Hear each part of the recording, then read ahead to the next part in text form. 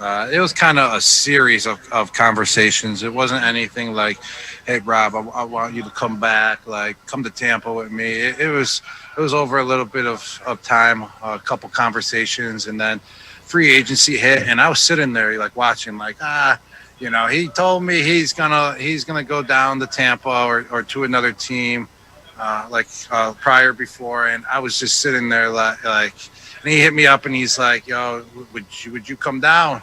And I was like, I've been waiting for you. I've been waiting for you to make a move, and it's just been over a series of just talks, and it's just an unbelievable story, and there's a lot,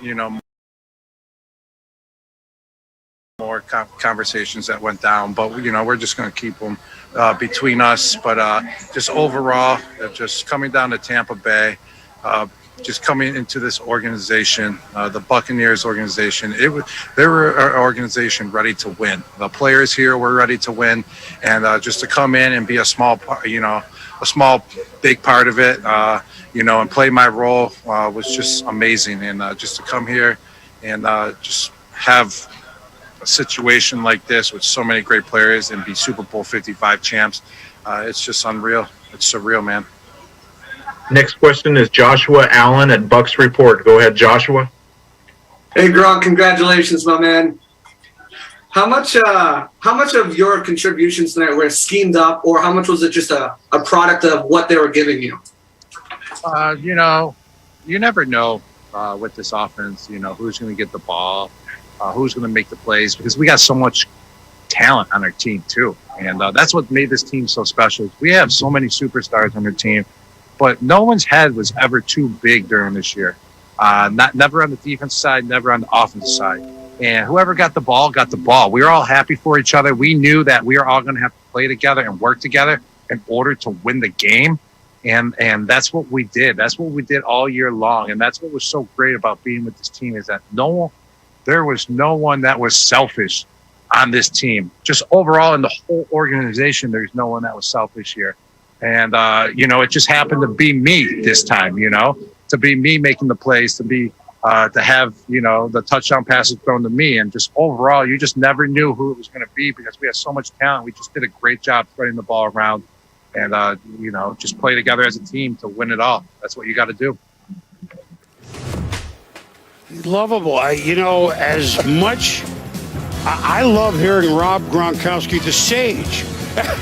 Who would have thought Gronk is the Sage? By the way, we mentioned it in the highlights.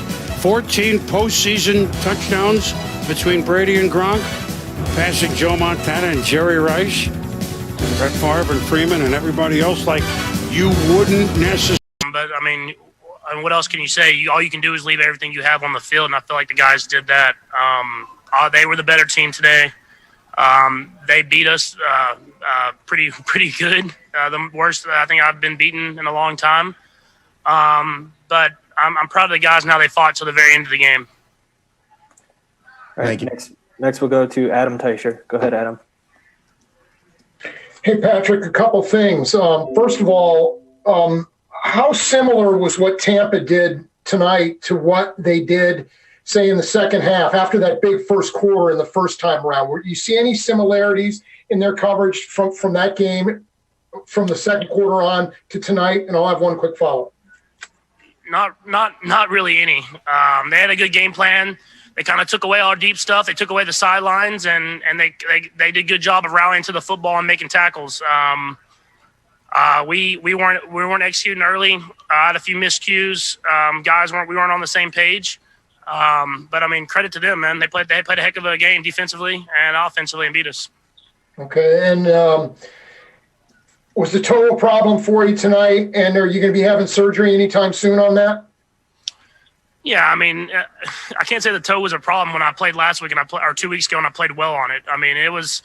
It's something you battle through. You're playing football. You have to battle through injuries, and so we'll look at it tomorrow, and we'll make a final decision on if we're going to have surgery on it or not. He's been fantastic, running and catching and pass blocking. He's been an all-around back and done a great job for us. Hey, can you turn this up? Next question will come from John Romano with the Tampa Bay Times. Bruce, could you just talk about the game plans of the coordinators, both Byron and Todd? Yeah, I thought all three guys had great plans. Byron did a great job, I thought, of just mixing it up, running past, and then pounding them when we needed to. And Todd had a great plan. Keep them in front of us and let our front four get after them. And, they chased him around all night. Next, we'll go to Scott Reynolds with Pewter Report. Bruce, what can you say about Tom Brady's performance, especially with that touchdown right before halftime once again, giving you guys a healthy lead at the half? Yeah, that was a huge drive, that 2-minute drive with a minute and something. Want to start out a little conservative, make sure we got a play in, and we got the long pass interference. Done a great throw with Antonio, and he just played outstanding the whole ball game. He protected the football. We had great protection, and we found a couple guys like Antonio and Gronk. Both their touchdowns were more improv plays, and just did a great job. Great line, great tight ends. Everybody just did a hell of a job. Team effort. Next, we'll go to Jenna Lane with ESPN. Hey, Coach, congratulations, first of all. Both hands, baby. Congratulations, Coach. Thank you. A few of your major contributors on offense were all guys that were brought in on one-year deals. Antonio Brown, Rob Gronkowski, Leonard Fournette. How big is it going to be, or should I say, how big was it to have them here tonight, but also how big is it going to be for you guys to get them back next year? And when do you guys start on the process of doing that? Yeah, I think you got to give Jason Light a ton of credit for this football team. He put a great roster together, picking up those guys and still staying cap friendly. And, we've got a very limited time to get into free agency. And it is the city of champions, Tampa Bay, the Buccaneers, who just devastated the Kansas City Chiefs, not allowing them in the end zone. Not the creamsicle, but the blue splash of Coach Bruce Arians. Tom Brady, Gronk, the old guard that came as the new guard to Tampa against these Chiefs. Antonio Brown, the Buccaneers. They say you can never go home again. Well, it took them 3 road playoff games to get home again. And there's Brady and Mahomes again, the master. Still the master, the youngster, still in waiting. My goodness, the 7th Lombardi Trophy won by Tom Brady, his first as a Buccaneer. And as we start NFL primetime with Chris Berman and 2 very famous Buccaneers, Steve Young, who won rings when he got out of here, and Booger McFarland, who won rings when he was hit with the defense, and it was a defensive day. Look. The overall is Tom Brady's first Super Bowl was 2001. This one was in 2020. That would be 2 complete decades.